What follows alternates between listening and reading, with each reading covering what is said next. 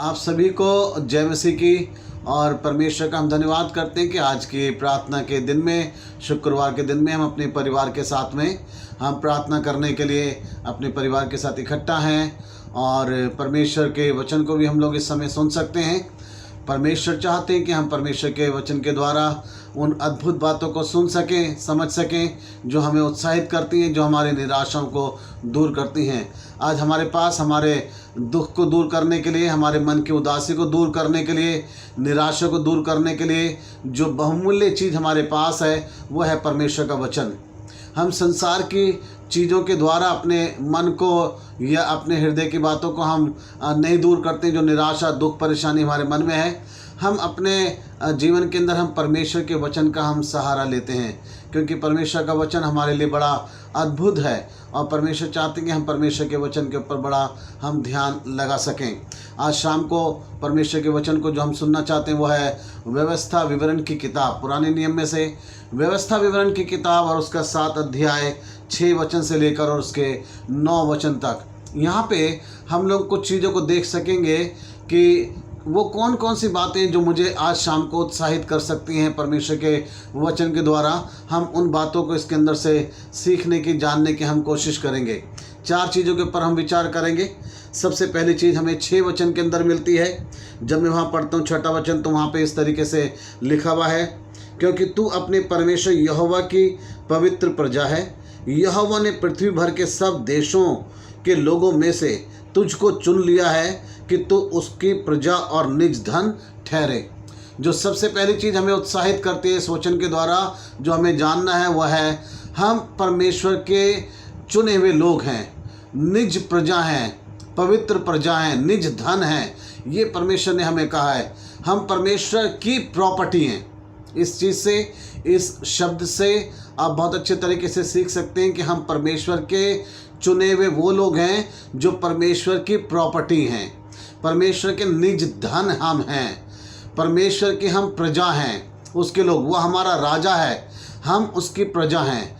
ये बात हमें उत्साहित करती है कि इस बड़े संसार के अंदर हमारी शायद अपनी कोई पहचान नहीं है, लोग हमें शायद नहीं जानते हैं, लेकिन हमारे लिए अच्छी बात यह है कि परमेश्वर ने हमें चुना है।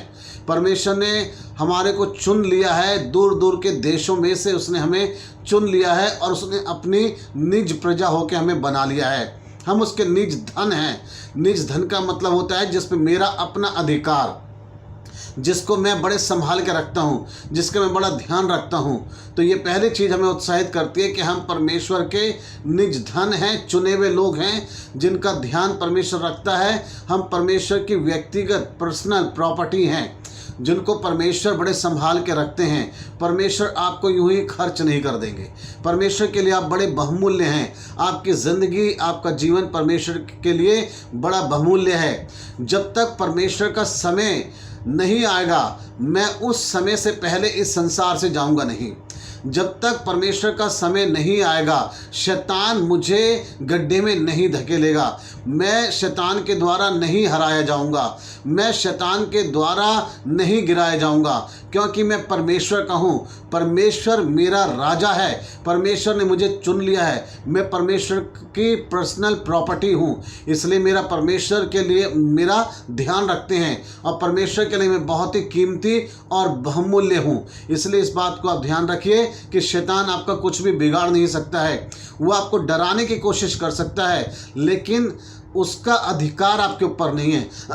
आपके ऊपर अधिकार परमेश्वर का है। जब हम अय्यूब की किताब पढ़ते हैं तो शैतान जो था वो अय्यूब को परेशान करना चाहता था और परमेश्वर ने कहा कि ठीक है, तू चाहता है जो करना तू कर सकता है, लेकिन वहाँ पे शैतान ने ये कहा कि मैं उसको तो छू भी नहीं सकता, क्योंकि तूने उसके चारों तरफ एक बाड़ा बांधा हुआ है। ये शैतान ने कहा परमेश्वर से, अगर तू उस बाड़े को हटा ले, उस सुरक्षा को हटा ले, तब मैं उसको छू सकूंगा। तो वहाँ पे वचन हमें सिखाता है कि परमेश्वर ने अपने लोगों के चारों तरफ एक घेरा बांधा हुआ है, एक बाड़ा लगाया हुआ है। शैतान केवल आसपास आके हमें डरा सकता है। हमारे मनोबल को तोड़ने की कोशिश कर सकता है, लेकिन हमें नाश नहीं कर सकता, वो हमें गिरा नहीं सकता, वो हमें बर्बाद नहीं कर सकता, क्योंकि हम परमेश्वर के लोग हैं। परमेश्वर ने हमें चुन लिया है, परमेश्वर ने हमें चुना है, अपना बनाया है, अपनी प्रजा बनाया, निज धन बनाया। तो इसलिए नहीं बनाया कि हम ऐसे ही खर्च हो जाएं। परमेश्वर ने हमें अपना निज धन करके उसने हमें बनाया है। इसको इस तरीके से समझने की कोशिश कीजिए। हमारे पास, हमारे घर में पैसा होता है, और कुछ पैसा होता है जिसको हम रखते हैं चेंज, रेजगारी, जिसको हम खर्च करते हैं। जब हम कुछ सामान लेने जाते हैं तो कुछ खुले पैसे अपने पास हम रखते हैं, जो उसको हम कहीं पे भी रख देते हैं। उसके बाद कुछ पैसे होते हैं हमारे पास जिसको हम अपने बटुए में, अपने पर्स के अंदर हम रखते हैं, जिसको अपने साथ साथ हम लेके चलते हैं। लेकिन कुछ पैसे हमारे होते हैं निजी, ऐसे धन होते हैं जिसको हम हमेशा अपने साथ लेके नहीं घूमते हैं, हमेशा हम उसको खर्च नहीं करते हैं, उसको हम रखते हैं किसी विशेष समय के लिए, संभाल के और एक सुरक्षित स्थान के अंदर। तो इस तरीके से परमेश्वर ने कहा है कि तुम परमेश्वर के निज धन हो। हम परमेश्वर के वो लोग नहीं जो कभी भी खर्च हो सकता है। जो रेजगारी हम रखते हैं, जो खुले पैसे हम रखते हैं अपने घर के अंदर, उसको हम कभी भी किसी भी चीज़ के लिए हम खर्च करने के लिए हम रखते हैं। अपने पर्स में भी हम जो पैसा रखते हैं, वो भी हम कुछ चीज़ें खरीदने के लिए हम रखते हैं। लेकिन कुछ ऐसा धन होता है हमारे पास, हमारा पैसा सेविंग होती है, जिसको हम बहुत संभाल के किसी विशेष जगह में, विशेष समय के लिए रखते हैं। उसको हम ऐसा नहीं है कि चलो आज सब्जी लानी तो उसमें से निकाल लिया पैसा, ऐसा नहीं करते हम। वो पैसा हमारा निज धन है। ऐसे ही हम परमेश्वर के लोग हैं जो निज धन है, पर्सनल प्रॉपर्टी हैं। परमेश्वर ने हमें विशेष उद्देश्य के लिए अपना बनाया है। ये पहली चीज़ हमें उत्साहित करती है, हम परमेश्वर के चुने हुए लोग, उसके निज धन हैं। दूसरी चीज़ है, परमेश्वर हमें ये बताने की कोशिश करते हैं कि अगर परमेश्वर ने हमें चुन लिया, अगर परमेश्वर ने हमें अपना बना लिया है, तो इसमें हम इस बात को जानें कि हमारी अपनी कोई खूबी नहीं है। अपनी हमारी कोई खूबी नहीं है। क्या क्या खूबी नहीं है?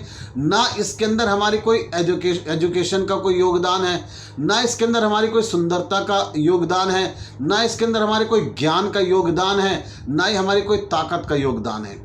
अगर परमेश्वर ने हमें चुन लिया तो हम ये नहीं कह सकते कि इसलिए परमेश्वर ने चुना कि मैं बहुत धनी हूँ, मैं बहुत ज्ञानी हूँ, मैं बहुत पढ़ा लिखा हूँ, मैं सुंदर हूँ, इसलिए परमेश्वर ने मुझे चुन लिया।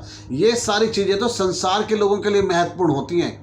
परमेश्वर के लिए ये चीज़ें महत्वपूर्ण नहीं हैं। धन, पढ़ाई लिखाई, सुंदरता, ताकत, ये परमेश्वर के लिए मायने नहीं रखती हैं। देखिए, जब हम पढ़ते हैं इसका सातवां वचन, तो उसके अंदर इस तरीके से लिखा है, यहोवा ने जो तुमसे स्नेह करके तुमको चुन लिया, उसका कारण यह नहीं था कि तुम गिनती में और सब देशों के लोगों से अधिक थे, किंतु तुम तो सब देशों के लोगों से गिनती में थोड़े थे।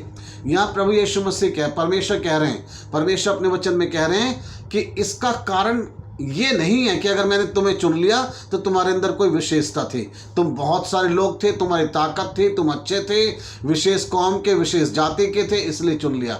ऐसा परमेश्वर ने कहा कि ऐसा बिल्कुल नहीं था। अगर ऐसा होता तो तुम लोग घमंड करते अपनी चीज़ों के ऊपर। अगर कोई चीज़ों को हम चुनते हैं, किसी व्यक्ति को अगर हम चुनते हैं, तो वो व्यक्ति बड़ा घमंड कर सकता है कि मैं इसलिए चुना गया क्योंकि मेरे अंदर खूबी थी। आज कई लोगों को चुना जाता है कई चीज़ों के लिए, तो वो लोग अपनी उन चीज़ों के ऊपर बड़ा गर्व करते हैं कि मैं इसलिए चुना गया क्योंकि मेरे अंदर ये खूबी थी।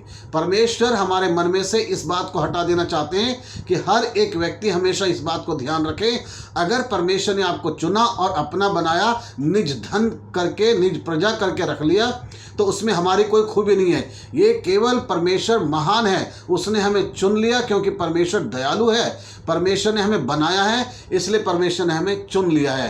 तो इसलिए हम ये बात को ध्यान रखें, हमारी किसी विशेषता के कारण परमेश्वर हमें नहीं चुनते, हमारी किसी खूबी के कारण परमेश्वर हमें अपना नहीं बनाते हैं। अगर ऐसा होता तो लोग अपनी खूबियों पे घमंड करते कि इसलिए परमेश्वर मुझे चुनता है। याद रखिए, मैंने कहा परमेश्वर के लिए ये कोई बातें मायने नहीं रखती, आप कितने पढ़े लिखे हैं, कितने सुंदर हैं, कितनी ताकत है, कितना पैसा आपके पास है। केवल परमेश्वर आपको चुन लेते हैं क्योंकि परमेश्वर ने आपको बनाया है। हम देखें ये तीसरी चीज़ कि आखिर मुख्य कारण क्या है कि परमेश्वर ने आज आपको और मुझे चुना है। आप अपने आप को देखिए, आप देखिए कि कोई पढ़ाई लिखाई नहीं है, सुंदरता नहीं हो हमारे अंदर, शायद पैसा नहीं, ताकत नहीं, हमारा फैमिली बैकग्राउंड बहुत अच्छा नहीं है कि हमारे माता पिता बड़े बहुत नामी थे, बड़े घर के थे, हम इसलिए चुन लिया है। परमेश्वर बताना चाहते हैं मुख्य एक चीज़ क्या है, और वो है 8वें वचन के अंदर, यहोवा ने जो तुमको बलवंत हाथ के द्वारा दासत्व के घर में से और मिस्र के राजा फिरौन के हाथ से छुड़ाकर निकाल लाया, इसका कारण यही कारण है कि वह तुमसे प्रेम रखता है और उस शपथ को भी पूरी करना चाहता है जो उसने तुम्हारे पूर्वजों से खाई थी।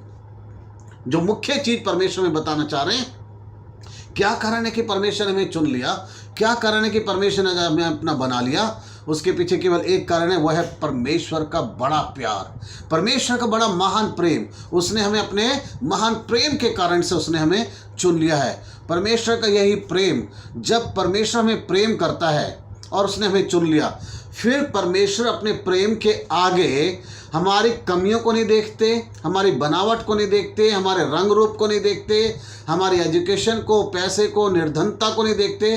केवल परमेश्वर का प्रेम है, केवल परमेश्वर का प्रेम है। इसको इस तरीके से समझने की कोशिश करें। आज हम बहुत सारे लोगों को देखते हैं जिन्होंने प्रेम विवाह करा है, जो कई लोगों को पसंद करते हैं। जब हम देखते हैं तो हमें लगता है इसके अंदर क्या देखा, इसके अंदर क्या इसको मिल गया, कोई खूबी नहीं दिख रही, शक्ल सूरत अच्छी नहीं, पता नहीं क्या देख लिया।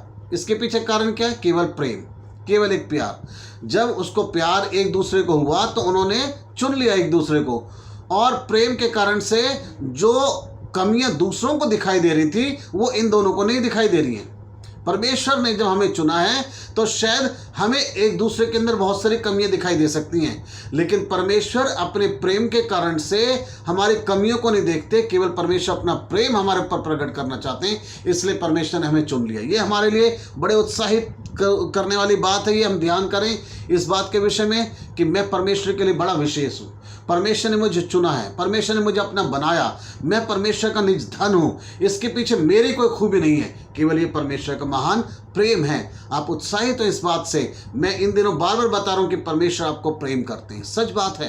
परमेश्वर प्यार करते हैं, इसलिए वो अपने प्रेम के कारण से हमारी कमियों को नहीं देखते, हमारी गलतियों को नहीं देखते हैं, केवल परमेश्वर प्यार करते हैं। चौथी और अंतिम चीज है, और परमेश्वर का वचन हमें उत्साहित करना चाहता है, वो ये है, जब हम पढ़ते हैं 9वां वचन तो उसके अंदर इस तरीके से लिखा है, इसलिए जान रख कि तेरा परमेश्वर यहोवा ही परमेश्वर है, वह विश्वास योग्य ईश्वर है, जो उससे प्रेम रखते और उसकी आज्ञाएं मानते हैं, उनके साथ वह 1000 पीढ़ी तक अपनी वाचा का पालन करता है। यहाँ परमेश्वर का वचन बता रहा है, इसलिए यह जान रख। क्या याद रखनी है बातें, क्या जान रखनी है, याद क्या रखनी है? अपनी कमियों को याद मत रखिए, अपनी गलतियों को मत याद रखिए। जो याद रखने वाली बात है वो ये है, परमेश्वर विश्वास योग्य है, परमेश्वर आपके जीवन के लिए विश्वास योग्य है। और लिखा है, एक शर्त केवल लिखा है, जो परमेश्वर से प्रेम करते हैं उनके लिए वो अपनी वाचाओं को 1000 पीढ़ी तक पालता है, पूरा करता रहता है। अगर वो आज मुझसे कोई प्रॉमिस कर रहा है तो मेरे बाद मेरे बच्चों से, उनके बच्चों से, उनके बच्चों से परमेश्वर अपने वायदे पूरे करेगा। आज दुनिया के अंदर लोग जो वायदे करते हैं हमसे, वो हम तक सीमित होता है, लेकिन हमारा परमेश्वर वो है जो अपने वायदों को पूरा करता है विश्वास योग्यता से आने वाली 1000 पीढ़ी तक। ये है परमेश्वर की विशेषता, और हमें उत्साहित करने वाली बात कि मेरा परमेश्वर विश्वास योग्य है, वो जो कहता है वो सच है। बस मुझे क्या करना है? परमेश्वर से प्यार करना है, परमेश्वर से मुझे प्यार करना है। अगर हम देखें कि किस तरीके से परमेश्वर हमसे अपने प्यार की मांग करता है, हम उसे प्रेम कैसे करें, तो व्यवस्था विवरण 6 अध्याय और उसके 5 वचन में लिखा है, तू अपने परमेश्वर यहोवा से अपने सारे मन और सारे जीव और सारी शक्ति के साथ प्रेम रखना। ये परमेश्वर हमसे चाहते हैं, प्रेम रखना। किस तरीके से? अपने सारे मन से मुझे उससे प्रेम करने की आवश्यकता है, सारे जीव, सारी शक्ति से मुझे उससे प्रेम करना है, पूरे मन से, ताकत से, आत्मा से, जीव से मुझे से प्रेम करना है। ये प्रेम परमेश्वर हमसे चाहता है। मन से मतलब है मैं परमेश्वर के लिए अपने जीवन के अंदर पहला स्थान बना के रखूं, परमेश्वर को आगे रखूं, ये परमेश्वर हमसे चाहते हैं। तो ये है 4 चीज़ें जो मैंने बताया शाम को, ये हमें उत्साहित करते हैं। पहली चीज़ मैंने बताया, परमेश्वर ने हमें चुन के अपनी निज प्रजा बनाया, निज धन बनाया है, हम परमेश्वर के लिए बड़े विशेष हैं। दूसरी चीज़ मैंने बताया, इसमें हमें इस बात को ध्यान रखना है, मेरी अपनी कोई खूबी नहीं है कि परमेश्वर ने मुझे चुन लिया। तीसरी चीज़ मैंने बताया, हमें ध्यान रखना है, इसके पीछे केवल एक ही कारण है, वह है परमेश्वर आपको प्यार करता है, परमेश्वर मुझे प्यार करता है। उसने अपने प्रेम के कारण से हमारी कमियों को नहीं देखा, हमारी गलतियों को नहीं देखा, केवल प्यार करा और उसने हमें अपना बना लिया। ये बड़ी अच्छी बात है।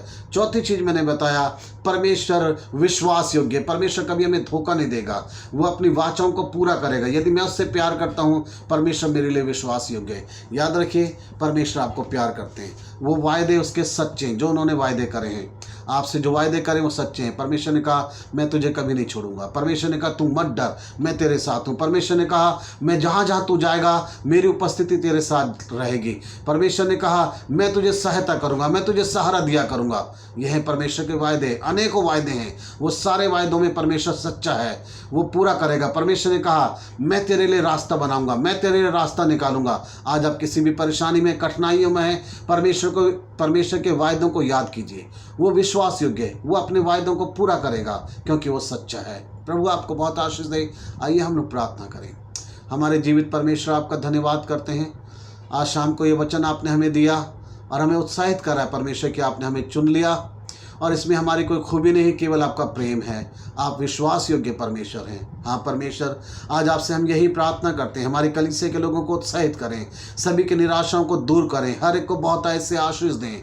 जो लोग बीमार अस्वस्थ हैं, परमेश्वर उन्हें चंगाई दे दें। परमेश्वर आप चंगा करने वाले परमेश्वर यहोवा राफा है। परमेश्वर मेरी ये प्रार्थना है, यीशु मसीह के नाम से मैं प्रार्थना करता हूँ, हर एक वो बीमार जो इस समय परमेश्वर किसी प्रकार की बीमारी से ग्रसित है, उसकी बीमारियां दूर हों। हर एक वो व्यक्ति जिस परिवार के अंदर शैतान ने बड़ा तनाव डाल रखा है, अशांति है लड़ाई झगड़े के कारण से, उनके घर में शांति और तसल्ली दे। हर एक वो व्यक्ति जिसके पास नौकरी रोजगार नहीं है और वो परेशान है, परमेश्वर उनको रोजगार दे, नौकरी दें। कोई भी हमारी कलीसिया के अंदर बेरोजगार ना रहे, सबको नौकरी मिल जाए। हर एक वो व्यक्ति पिता परमेश्वर जो नया काम करना चाह रहा है, परमेश्वर उसके काम बन जाए। यीशु मसीह के नाम से हम ये प्रार्थना करते हैं। परमेश्वर हर एक वो व्यक्ति जो अपने जीवन के अंदर निराश है, आज उसको उत्साहित करें, आनंद दें, मन में शांति दें। हर एक वो व्यक्ति जो आज हमारी कलीसिया के अंदर बैतल बाइबल चर्च में जो प्रभु उदास हैं, परमेश्वर शैतान ने जिन्हें डरा रखा है, हर एक के मन में से सब प्रकार का डर और भय यीशु मसीह नासरी के नाम से दूर हो जाए। परमेश्वर आप सहायता कीजिए, हमारी कलीसिया को संभालें। हम चाहते हैं परमेश्वर पिता हम सब अपने स्थानों पे आप में बने रहें, आपको प्यार करें और आपके साथ चलते रहें। वचन के सुनने वाले सभी लोगों को बहुत ऐसे आशीष दें परमेश्वर, आने वाला समय हमारे लिए अच्छा और आशीष में रहे। प्रार्थना प्रभु यीशु मसीह के नाम से मांगते हैं, आमीन। परमेश्वर आपको बहुत आशीष दे और हम लोग रविवार के दिन फिर से परमेश्वर के वचन को सुनेंगे एक नए विषय के ऊपर, और उसके लिए हम अपने आप को हम तैयार कर सकते हैं। मेरे लिए प्रार्थना कीजिए कि ऐसे ही मैं परमेश्वर का वचन आप लोगों को देता रहूं। प्रभु में आप बढ़ते रहें, परमेश्वर को प्यार करें।